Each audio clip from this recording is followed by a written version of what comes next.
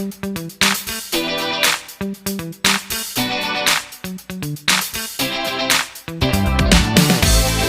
Topic लिखिए। Transformer की दक्षता, इफिशियंसी ऑफ ट्रांसफार्मर। तो डैश देके लिखिए था, किसी ट्रांसफार्मर के द्वितीयक कुंडली में प्राप्त शक्ति, किसी ट्रांसफार्मर के द्वितीयक कुंडली में प्राप्त शक्ति, द्वितीयक कुंडली में प्राप्त शक्ति तथा प्राथमिक कुंडली में प्राप्त शक्ति, प्राथमिक कुंडली में प्राप्त शक्ति के अनुपात में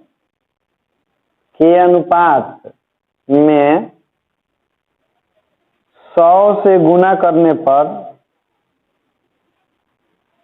100 से गुना करने पर किसी ट्रांसफार्मर की दक्षता प्राप्त होती है, किसी ट्रांसफार्मर की दक्षता प्राप्त होती है,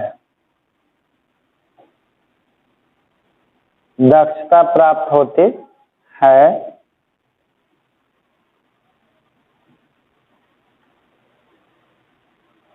अर्थात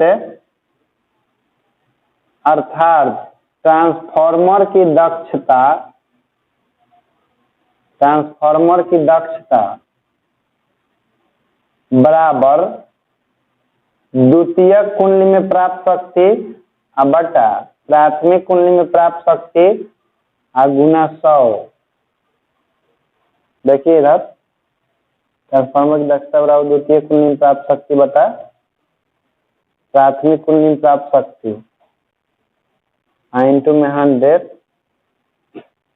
यानी कि द्वितीय कुंडली की शक्ति मालूम हो और प्राथमिक कुंडली का भी शक्ति मालूम हो तो हम लोग चाहेंगे तो ट्रांसफार्मर की दक्षता निकाल सकते हैं। पीएस मतलब कि power in secondary coil, PP मतलब पावर इन इंटू में 100। दक्षता मतलब कि वो कितना तक ले काम करेगा, आपका कितना परसेंट तक ले, अगर कितना कैपेसिटी है काम करने का, कितना ज़्यादा एनर्जी देगा। जैसे हम लोग के शरीर का कुछ कैपेसिटी है ना, तो हम लोग अपना कैपेसिटी का तो 200% यूज नहीं करते हैं, जितना हम लोग के शरीर का कैपेसिटी है। हम लोग अलग से सब घिरे हुए हैं। नहीं तो मानव शरीर एक इतना अच्छा मशीन है कि इसका कैपेसिटी इतना इसको यूज किया जाए तो लगता है कि दुनिया में हर एक काम को हम लोग पॉसिबल कर सकते हैं। लेकिन यही है कि इसको जो चलाने के लिए ईंधन चाहिए, वो ईंधन हम लोग को मिल ही नहीं रहा है, संतुलित पोषक तत्व। क्योंकि आजकल सब खाना में क्या आ रहा है, मिलावट आ रहा है। मिलावट आ रहा है तो शरीर देखना अभी बोलता है सब, जो थी बूढ़ा जो आदमी सब लइकन के देखता है चलते हुए तो कहता है कि का आज के लइकन को हो गया, एकदम ढिमराह लेकर चलता है एकदम। पहले के आदमी एकदम टाइट होकर चलता था तो हमारे जीव दम, आई सबके देखते हैं तो लगता है कि ढिमराए ले। अरे वो सबके दोस्त क्या है लइकन के, वो सबके ईंधने नहीं मिल रहा है वो लेवल के, जो पहले बूढ़ा जब हो गया था वो अभी वो सबके मिलता था। तो कहाँ चलेगा सब, जब गाड़ी में पेट्रोल बढ़िया नहीं डलाएगा तो गाड़ी कैसे चलेगा, धुक कहेंगे ना। लइकन के क्या दोस्त है। चल फॉर्मूला लिख लिए ना, तो वैसे देखो ट्रांसफार्मर के दक्षता लिखिए नोट तक। सामान्य ट्रांसफार्मर की दक्षता 90 से 96% तक होती है। सामान्य ट्रांसफार्मर की दक्षता 90 से 96% तक होती है, 90 से 96% तक होती है।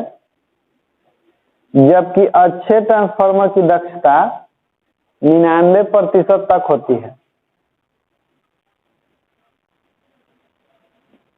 सामान्य ट्रांसफार्मर की दक्षता 90 से 96% तक होती है, जबकि अच्छे ट्रांसफार्मर की दक्षता 99% तक होती है।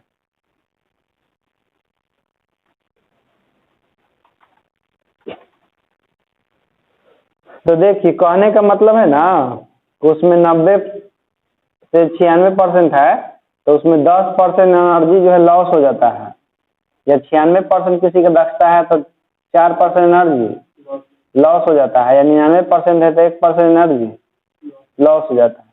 तो आखिर एनर्जी लॉस होता कहाँ पर ही है ट्रांसफार्मर में? तो टॉपिक लिखिए सब कोई, ट्रांसफार्मर में ऊर्जा क्षय का निम्नलिखित कारण है। ट्रांसफार्मर में ऊर्जा क्षय का निम्नलिखित कारण है।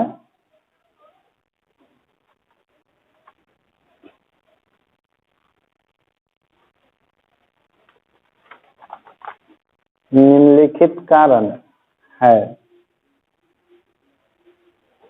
पहला नंबर लिखिए ताम्र क्षय।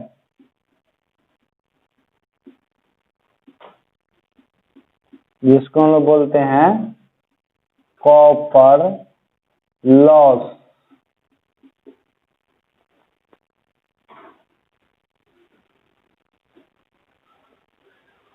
देखिए जैसे कि आखिर ट्रांसफार्मर में दो कुंडली होता है, एक तो प्राथमिक कुंडली है, एक तो द्वितीय कुंडली। तो प्राथमिक कुंडली में भी तार लपेटा रहता है, द्वितीय कुंडली में तार लपेटा रहता है। अब विद्युत धारा का प्रवाह कुंडली में ही होता है ना। अब कुंडली का जो तार होता है किससे बना होता है? तांबा से। तो इस तांबा के तार में विद्युत धारा प्रवाहित होता है, तो इसका कुछ ना कुछ प्रतिरोध होगा कि नहीं? ऐसा थोड़ी है कि तांबा के तार का कुछ ना प्रतिरोध होगा, कुछ ना कुछ तो प्रतिरोध होगा ही, जरूर प्रतिरोध होगा। तो जब तांबा के तार में ऊष्मा का क्षय होता है, जब तांबा के तार में विद्युत ऊर्जा का क्षय ऊष्मा के रूप में होता है, तो उसको हम लोग ताम्र क्षय कहते हैं। क्योंकि जी जो ऊष्मा का जो क्षय हो रहा है, यानी कि विद्युत ऊर्जा का क्षय हो रहा है, वो तांबा में हो रहा है, इसीलिए इसका नाम रख दिया ताम्र। यदि लोहा में होगा तो लौह क्षय हो जाएगा। तो लिखिए ताम्र क्षय में प्राथमिक कुंडली एवं द्वितीयक कुंडली में लपेटे गए, प्राथमिक कुंडली एवं द्वितीयक कुंडली में लपेटे गए,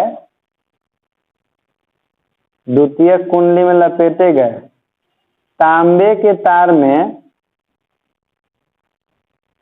लपेटे गए तांबे के तार में धारा के प्रवाहित होने पर, धारा के प्रवाहित होने पर, धारा के प्रवाहित होने पर ऊष्मा उत्पन्न होती है, ऊष्मा उत्पन्न होती है।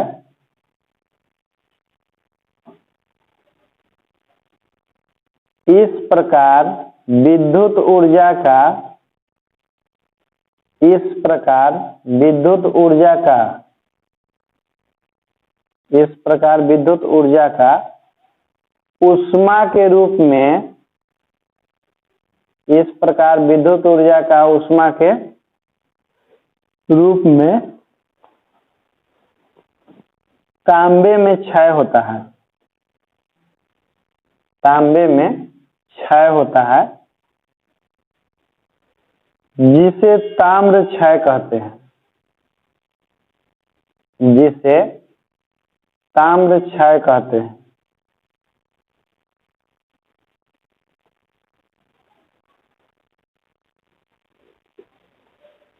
इसके बाद लिखिए आप लोग लौह क्षय।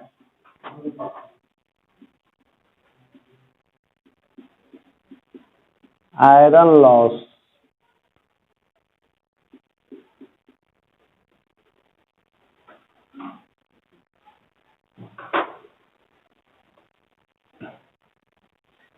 देखिए जैसे कि ये हो गया प्राथमिक कुंडली, ये हो गया सेकेंडरी कुंडली। इसमें लोहा का बहुत सारा परत होता है, क्रोड जिसको कहते हैं। तो लोहा के क्रोड से जब हो करके चुंबकीय फ्लक्स गुजरता है ना, तो इसमें भंवर धारा उत्पन्न होता है। लोहा के क्रोड के बीच से में जब हो गुजरता है फ्लक्स से, तब भंवर धारा उत्पन्न होता है। तो भंवर धारा उत्पन्न होने के कारण कुछ विद्युत ऊर्जा जो है ऊष्मा के रूप में परिवर्तित हो जाता है, लेकिन यह लोहा में होता है, इसीलिए उसको लौह क्षय के नाम से जाना जाता है। चलिए तो लिखिए तो दे देकर लौह क्षय में ट्रांसफार्मर के क्रोड में फ्लक्स के परिवर्तन के कारण, ट्रांसफार्मर के क्रोड में फ्लक्स के परिवर्तन के कारण, फ्लक्स में परिवर्तन के कारण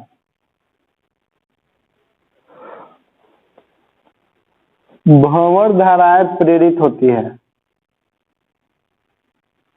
भंवर धाराएं प्रेरित होती है।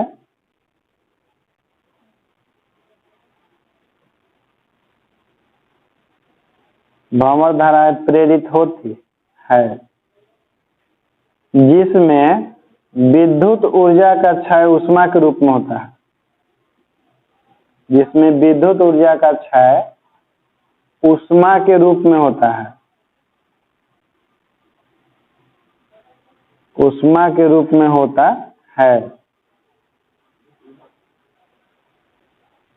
इसलिए इसे लौह क्षय कहते हैं। इसलिए इसे लौह क्षय कहते हैं।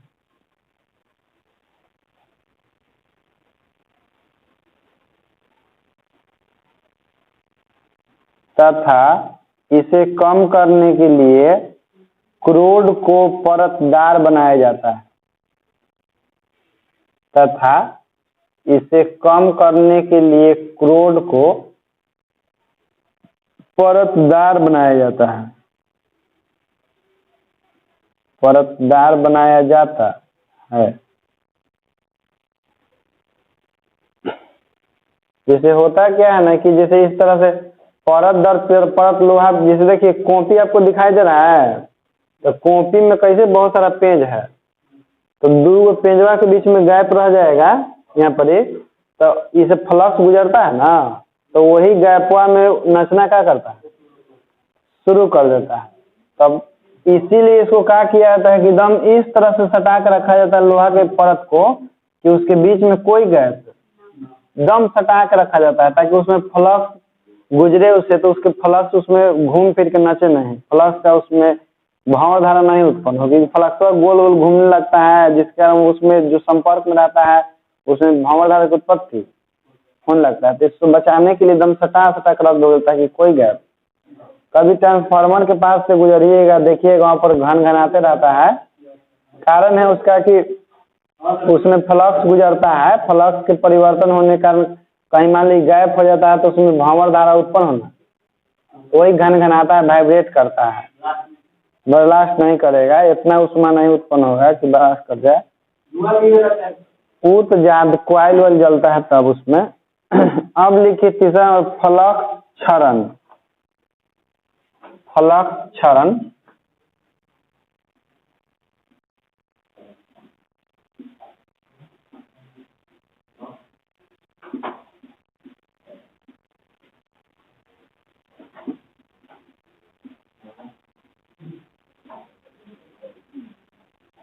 देखिए, फ्लक्स लीकेज, फ्लक्स लीक कर जाता है। लीक कर जाता है मतलब ट्रांसफार्मर से बाहर नहीं छू जाता है, मतलब कि यहाँ जो उत्पन्न होता है ना, इससे कुंडली से विद्युत फ्लक्स ये खाली सीधी थोड़ी गुजरेगा, इधर भी तो गुजरेगा, सामने वाला भाग में भी तो गुजरेगा ट्रांसफार्मर के अंदर में। ये जरूरी नहीं कि जितना फ्लक्स उसमें उत्पन्न होगा प्राथमिक कुंडली में सारा का सारा फ्लक्स दूसरी कुंडली से होकर के, कुछ फ्लक्स जो है इधर उधर भी चल जाता है, कुछ इधर भी या कुछ इधर भी, यानी कि अंदर में जो पूरा व्यवस्था है वो तो बंद रहता है चारों तरफ से ना, तो कुछ वायु से भी होकर के जाता है अंदर में ही, लेकिन बाहर नहीं।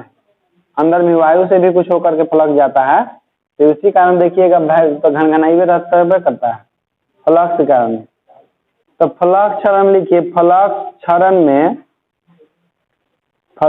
में प्राथमिक कुंडली और द्वितीयक कुंडली से संबद्ध है। फ्लक्स क्षरण में प्राथमिक कुंडली और द्वितीयक कुंडली से संबद्ध है।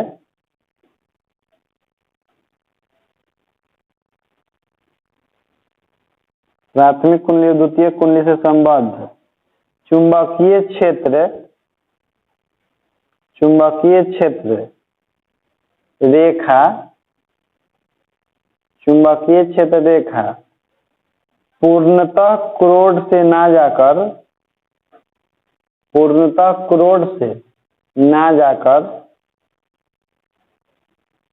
अंशतः वायु में भी होकर जाती है, अंशतः वायु में भी होकर जाती है, जिसे फ्लक्स क्षरण कहते हैं,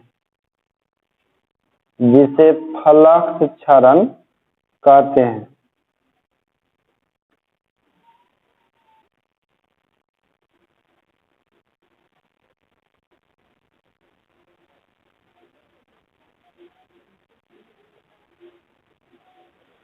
फ्लक्स क्षरण कहते हैं। चलिए चौथा लिखिए आप लोग, शैथिल्य क्षय, शैथिल्य क्षय।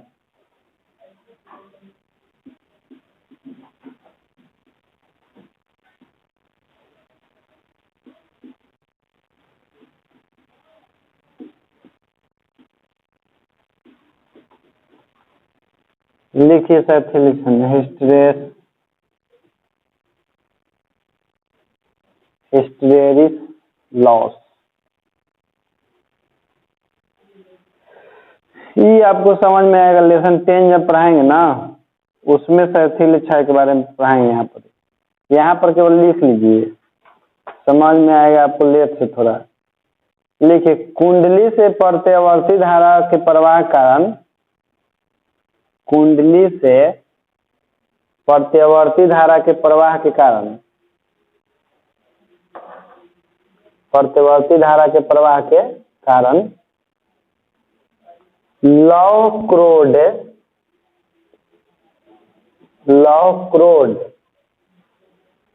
चुंबकन वक्रों से होकर गुजरता है। लौक्रोड चुंबकन वक्रों से होकर गुजरता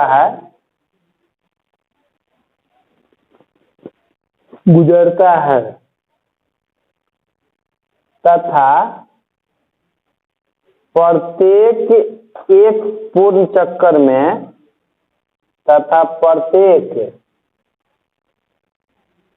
एक पूर्ण चक्कर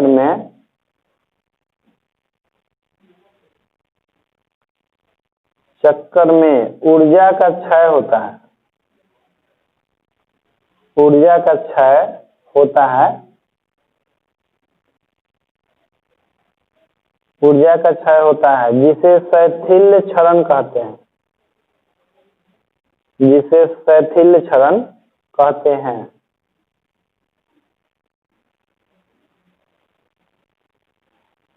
शैथिल्य क्षरण कहते हैं। पैराग्राफ चेंज, इसे कम करने के लिए, इसे कम करने के लिए सिलिकॉन लौह के क्रोड का व्यवहार किया जाता है। सिलिकॉन लौह है कि क्रोड का व्यवहार किया जाता है, व्यवहार किया जाता है, क्योंकि इसका शैथिल्य लूप पतला होता है, क्योंकि इसका शैथिल्य लूप पतला होता है।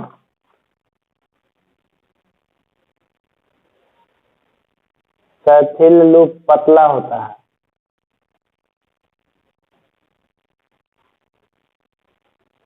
देखिए होता क्या है ना, इसे क्रोड के रूप में नरम लोहा का प्रयोग किया जाता है। इसके पहले हम आपको बताया था, जब परिनालिका में, तो हम बताए थे कि जब परिनालिका के अंदर नरम लोहा रख करके विद्युत धारा प्रवाहित किया जाता है तो वो भी चुंबक की तरह व्यवहार करता है, लेकिन उसमें दिश धारा होता था, और दिश धारा समय के साथ नहीं बदलता है। इनमें प्रत्यावर्ती धारा है, प्रत्यावर्ती धारा समय के साथ बदलते रहता है। तो जो लोहा का चुंबकीय गुण होता है ना, आंतरिक चुंबकीय गुण, तो परिवर्तनशील धारा के कारण उसका चुंबकीय गुण भी परिवर्तित होते रहता है।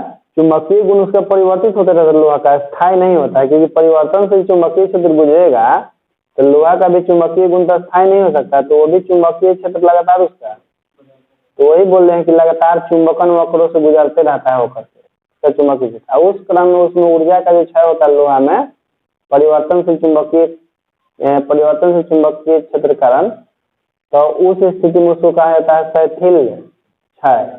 अब होता है लोहा में चुंबकीय गुण में परिवर्तन के कारण, तो उसको कम करने के लिए क्या कहते हैं कि लोहा के क्रोड को सिलिकॉन के लेप दिया जाता है। सिलिकॉन का लेप लगा देता है लोहा के क्रोडवा पर, ताकि उसमें चुंबकन वक्र से वो गुजरना नहीं पड़े, यानी कि लोहा के चुंबकीय क्षेत्र में परिवर्तन नहीं हो सके ज्यादा।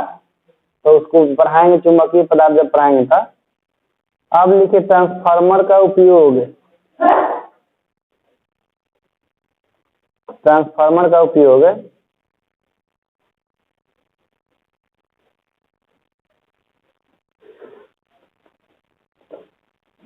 लिखिए। पहला नंबर, विद्युत ऊर्जा को दूर स्थानों तक भेजने के लिए, विद्युत ऊर्जा को दूर स्थानों तक भेजने के लिए, दूर स्थानों तक भेजने के लिए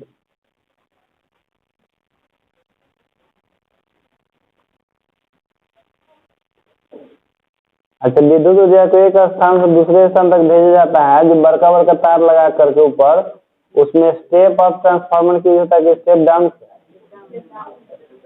स्टेप अप के ना हो, स्टेप डाउन का तो गाँव घर तक सीमित रहता है। गांव घर से बात स्टेप डाउन की यूज कहाँ करते हैं? बस गांव में लाइन रहता तब स्टेप डाउन की यूज करते हैं, बाकी सब समय दूर दूर तक बिजली भेजने के लिए स्टेप अप का यूज किया जाता है। कि वोल्टेज ज्यादा रहता है, धारा कम रहता है ना, तो ऊर्जा का ह्रास कम होता है, लेकिन धारा अधिक होगा, वोल्टेज कम रहेगा तो ऊर्जा का है। हम लोग के गाँव में स्टेप डाउन का यूज किया जाता है, बाकी सब जगह भेजने के लिए। चलिए दूसरा लिखिए, घरेलू विद्युत उपकरणों में, घरेलू विद्युत उपकरणों में अपन लिखेगा कि दूसरा लिखे? अच्छा दूसरा लिखो दूसरे में। घरेलू विद्युत उपकरणों में, घरेलू विद्युत उपकरण मतलब कि फ्रिज हो गया, स्टेबलाइजर हो गया, एसी हो गया, ये सब चलाने के लिए, टीवी हो गया। अब तो टीवी में ट्रांसफार्मर यूज नहीं होता है, अब बोला नायका में एलईडी टीवी सब में ट्रांसफार्मर। अगला लिखिए तीसरा, वेल्डिंग के काम तथा विद्युत भट्ठियों में, वेल्डिंग के काम तथा विद्युत भट्ठियों में, वेल्डिंग के काम तथा विद्युत भट्ठियों में। फिर लिखिए रेफ्रिजरेटर,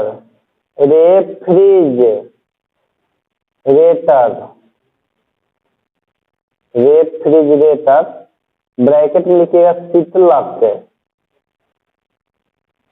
ठंडा करे वाला, हाँ शीतलक ब्रैकेट बंद में। हम लोग ना खाली रेफ्रिजरेटर के खाली फ्रिज बोलते हैं शॉर्टकट में, लेकिन नाम है रेफ्रिजरेटर। एक लोग फ्रिज को हम लोग रे लगा बोलते हैं, रेफ्रिजरेटर। पांचवा लिखो, उच्च वोल्टेज पर विद्युत मोटर एवं निम्न वोल्टेज पर नाइट बल्ब के उपयोग में, उच्च वोल्टेज पर विद्युत मोटर एवं निम्न वोल्टेज पर नाइट बल्ब में, नाइट बल्ब के उपयोग में, निम्न वोल्टेज पर नाइट बल्ब के उपयोग में।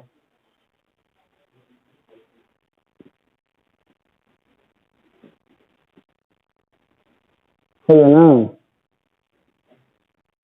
Night bulb. चलो इसके बाद लिखे अपने प्रत्यवर्ती धारा एवं डिस्क धारा में अंतर, प्रत्यवर्ती धारा एवं डिस्क धारा में अंतर।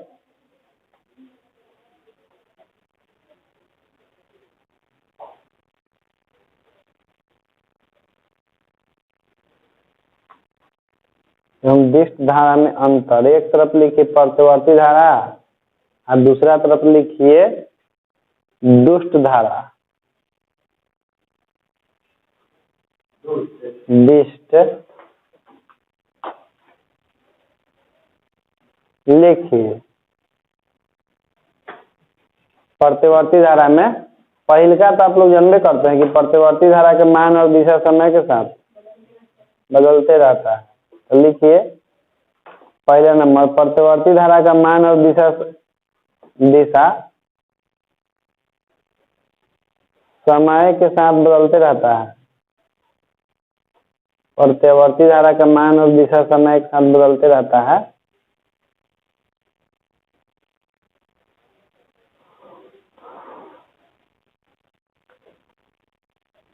उधर लिखिए दिष्ट धारा का मान नियत रहता है। दिष्ट धारा का मान नियत रहता है।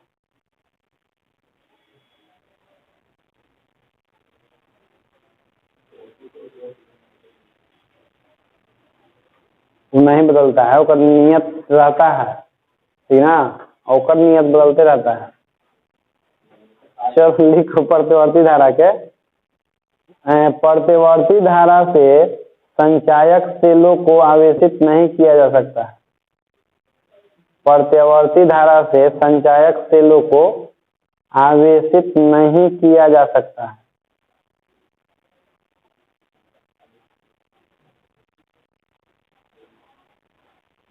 संचायक सेलों को आवेशित नहीं किया जा सकता है।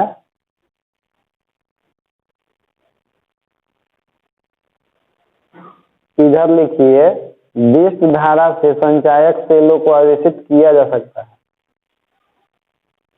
दिष्ट धारा से संचायक सेलों को आवेशित किया जा सकता है।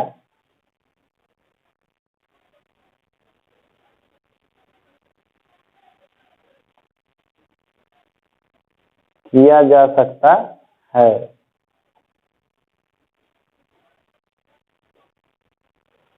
देखिए कहने का मतलब है कि जो एसी है यानी कि प्रत्यवर्ती धारा, उससे आप लोग किसी भी प्रकार के बैटरी को आप चार्ज नहीं कर सकते हैं। चाहे मोबाइल के बैटरी हो के, चाहे इन्वर्टर के पास जो बैटरी लगा हुआ है वो भी चार्ज नहीं कर सकते। तो कहिएगा तो फिर चार्ज कैसे करते हैं? ये जो आ रहा है प्रत्यवर्ती धारा ही ना है, इसमें चार्ज का है हम लोग करते हैं बोर्ड में खोस करके। तो ओकर पहले हेड लगावल है एगो ट्रांसफार्मर, एकरा में खोलेंगे नहीं खराब हो जाएगी, नीमन चार्जर है। खाली हाई लगा के चार्ज कर लीजिएगा बोर्ड में, क्योंकि डायरेक्ट लाइन चला जाएगा प्रत्यवर्ती धारा। हर एक चक्कर में प्रत्यवर्ती धारा का मान क्या होता है? शून्य होता है। तो चार्ज करेगा यानी कि एक बार चार्ज करेगा इसे, एक बार डिस्चार्ज करेगा। इसे चार्ज किया और फिर क्या कर दिया तो फिर तो जीरो चार्ज हो गया ना, चार्ज तो होगा नहीं किया। सही से पता चलेगा, इसलिए इसको कहा गया इसमें रेक्टिफायर लगा हुआ रहता है। रेक्टिफायर यानी कि दिष्टकारी जो प्रत्यवर्ती धारा को दिष्ट धारा में परिवर्तित कर देता है। तो जो इधर निकलता है आउटपुट इधर से, तो आपका दिष्ट धारा होता है, ठीक ना। इसमें रेक्टिफायर नहीं रहेगा तो इसको चार्ज नहीं कर सकते। और वही इन्वर्टर में होता है, जो इन्वर्टर लगा रहता है ना बैटरी के पास, तो उसमें भी रेक्टिफायर रहता है जो प्रत्यवर्ती धारा को दिष्ट धारा में बदल देता है और बैटरी को चार्ज कर देता है।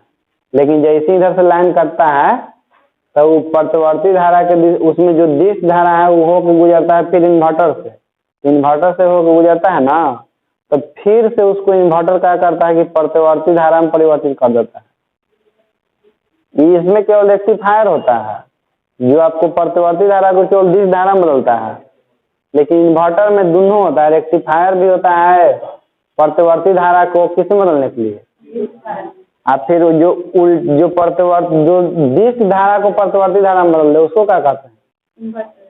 इन्वर्टर कहते हैं। इन्वर्टर के काम में होता है कि उलट देता है धारा को।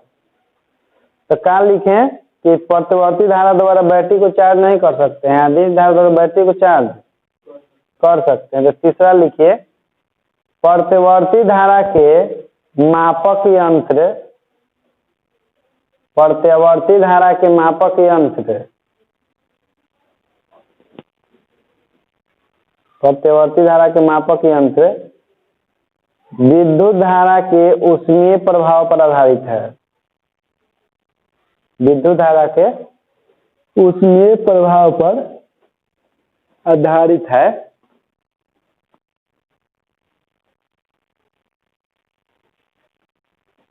उधर लिखिए, विद्युत धारा के मापक यंत्र, विद्युत धारा के मापक यंत्र धारा के चुंबकीय प्रभाव पर आधारित होते हैं। धारा के चुंबकीय प्रभाव पर आधारित होते हैं।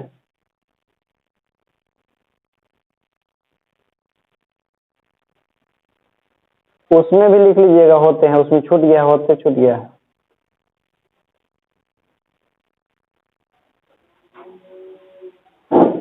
जो प्रत्यवर्ती धारा जो भी मापता है ना, उस सब के सब आपका काम करता है किस पर? टेस्टर से लेकर के कोई भी यंत्र है जो हम लोग के घर में टेस्ट में लगा रहता है, वो भी आपका कौन होता है? उसमें प्रभाव काम करता है, एमीटर वोल्टमीटर ये सब। चलिए अब लिखिए चौथा नंबर, प्रत्यवर्ती धारा को कम करने के लिए चौक कुंडली का उपयोग करते हैं। प्रत्यवर्ती धारा को कम करने के लिए चौक कुंडली का उपयोग करते हैं।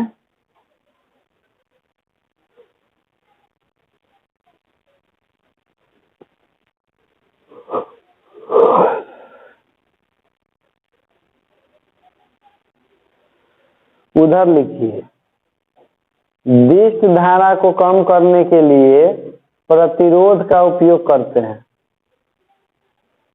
विद्युत धारा को कम करने के लिए प्रतिरोध का उपयोग करते हैं।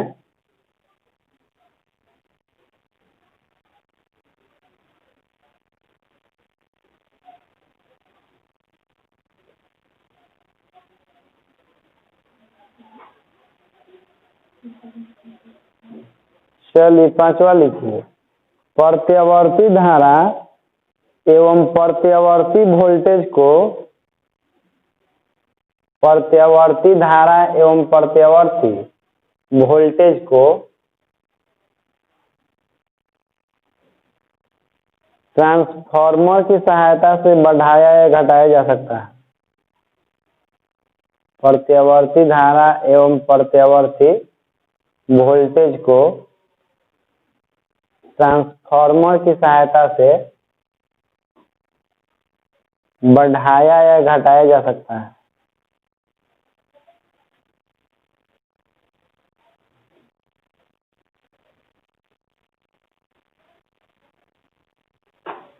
उधर लिखिए, विद्युत धारा एवं विद्युत वोल्टेज को, विद्युत धारा एवं विद्युत वोल्टेज को ट्रांसफार्मर की सहायता से नहीं बदला जा सकता है। विद्युत धारा एवं विद्युत वोल्टेज को ट्रांसफार्मर से नहीं बदला जा सकता है।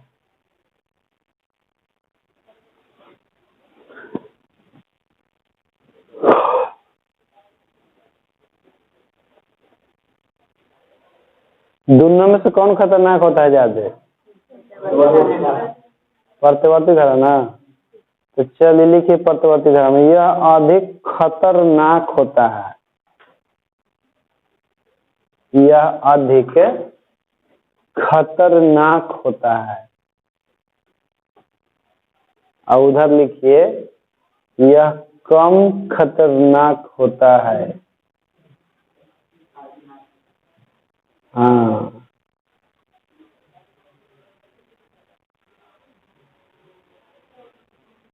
होता है।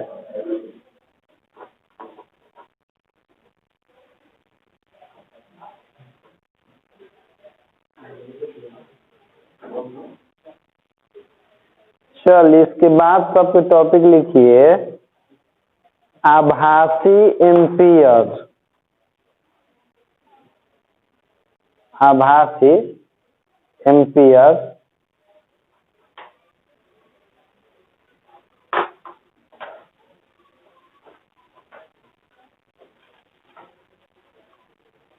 देखो आभासी एम्पियर समझे वाला चीज है। जैसे मान लीजिए कि कोई चालक तार है, आई चालक तार से हम लोग 1 एम्पियर के, सुनिए बालक, 1 एम्पियर के डीसी जो है 1 सेकंड तक प्रवाहित करते हैं। 1 एम्पियर के डीसी यानी कि प्रतिवर्ती धारा 1 सेकंड के लिए प्रवाहित करते हैं, तो इस क्रम में ऊष्मा की उत्पत्ति होती है। तो मान लेते हैं कि ऊष्मा जो है 20 जूल उत्पन्न होता है, ऐसा हम मान लेते हैं, ठीक ना, कि 1 एम्पियर के डीसी जो है यानी कि डायरेक्ट करंट 1 सेकंड के लिए प्रवाहित किए हैं, तो ऊष्मा उत्पन्न कितना है 20 जूल 1 सेकंड के लिए। कोई दूसरा प्रतिवर्ती धारा हम एक से प्रवाहित करते हैं, और यदि वो प्रतिवर्ती, वो नहीं मालूम है कि प्रतिवर्ती धारा का एम्पियर क्या है, प्रतिवर्ती धारा 1 एम्पियर है कि 10 एम्पियर का है कि, लेकिन प्रतिवर्ती धारा भी 1 सेकंड में उतने ऊष्मा उत्पन्न करे जितना कि 1 एम्पियर के डीसी 1 सेकंड में उत्पन्न किया है, ठीक ना।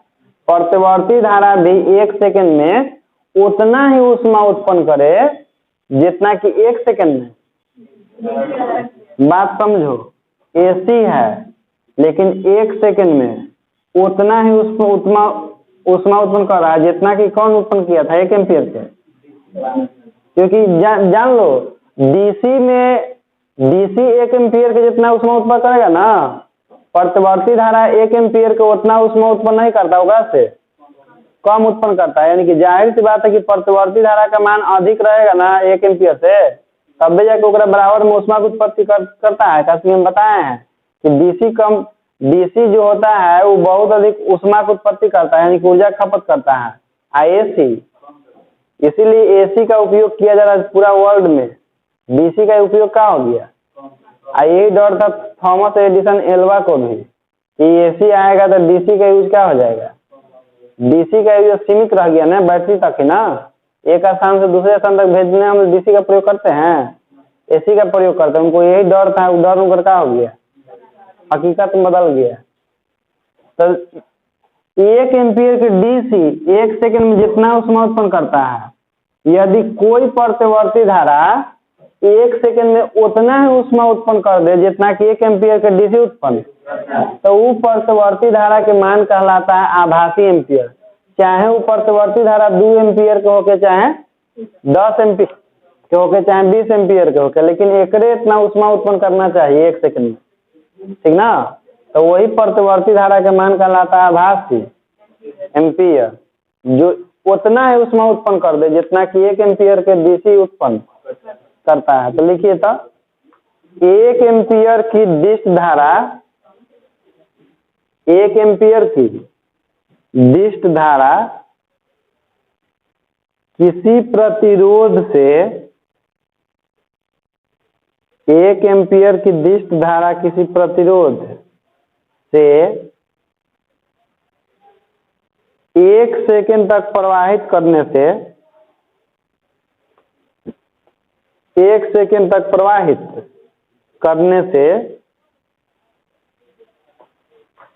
करने से जितनी ऊष्मा उत्पन्न करती है,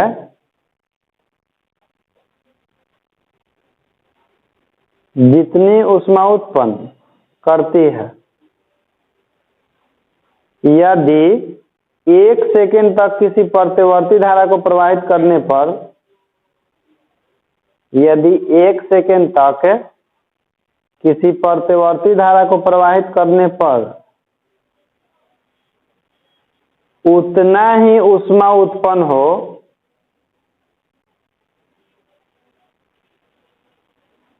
उतना ही ऊष्मा उत्पन्न हो जितना कि 1 एम्पियर की डीसी करती है, जितना कि 1 एम्पियर की डीसी करती है, जितना कि 1 एम्पियर की डीसी करती है,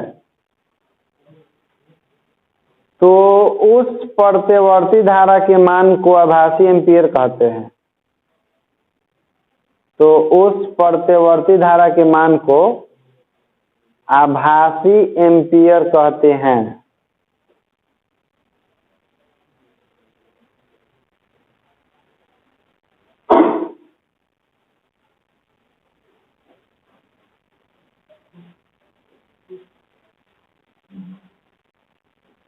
हो गया।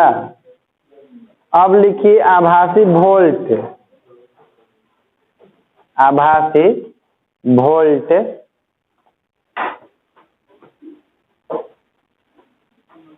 आभासी वोल्ट में दम ऐसी है सेम टू सेम कि 1 वोल्ट डीसी 1 सेकेंड में जितना ऊष्मा उत्पन्न करेगा, यदि कोई प्रत्यवर्ती विद्युत वाहक बल 1 सेकेंड में उतना ही ऊष्मा उत्पन्न करे जितना कि 1 वोल्ट डीसी उत्पन्न करता है, तो वो प्रत्यवर्ती विद्युत वाहक बल कहलाएगा आभासी, चाहे वो कई वोल्ट के प्रत्यवर्ती विद्युत वाहक बल रहे। तो लिखिए तो आभासी वोल्ट दे देकर आभासी वोल्ट वह प्रत्यवर्ती विद्युत वाहक बल होता है। आभासी वोल्ट वह प्रत्यवर्ती विद्युत वाहक बल होता है,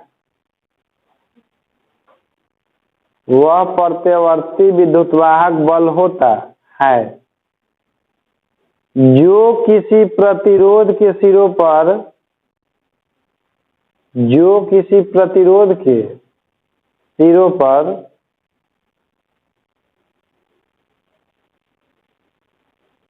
प्रतिरोध के सिरों पर आरोपित करने पर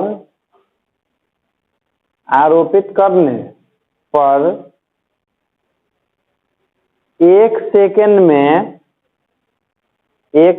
में उतनी ही ऊष्मा उत्पन्न करती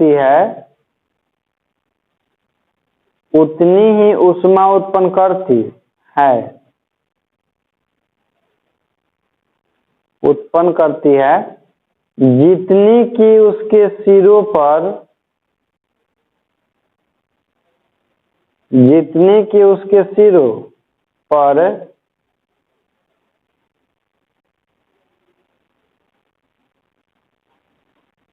1 वोल्ट के दिष्ट विद्युत वाहक बल के द्वारा 1 वोल्ट के दिष्ट विद्युत वाहक बल के द्वारा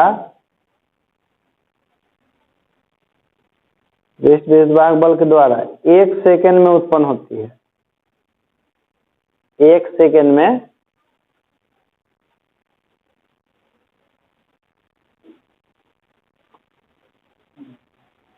हो गया ना। चलिए ये तो हो गया।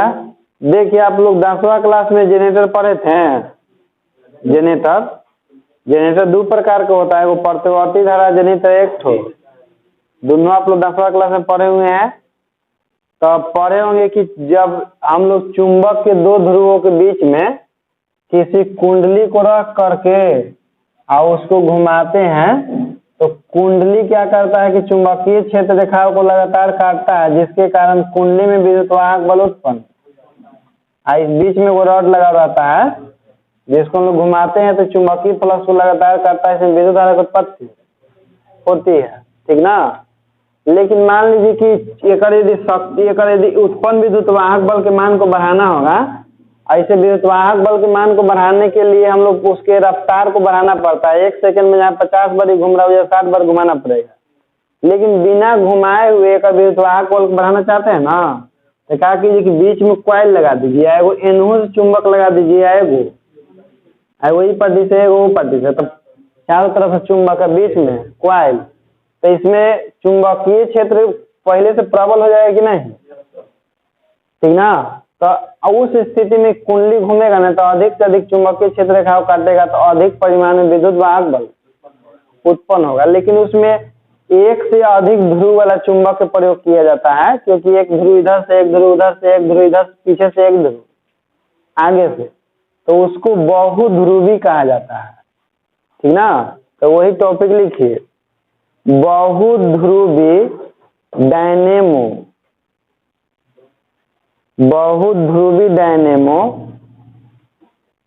या प्रत्यावर्तक। बहुध्रुवी डायनेमो या प्रत्यावर्तक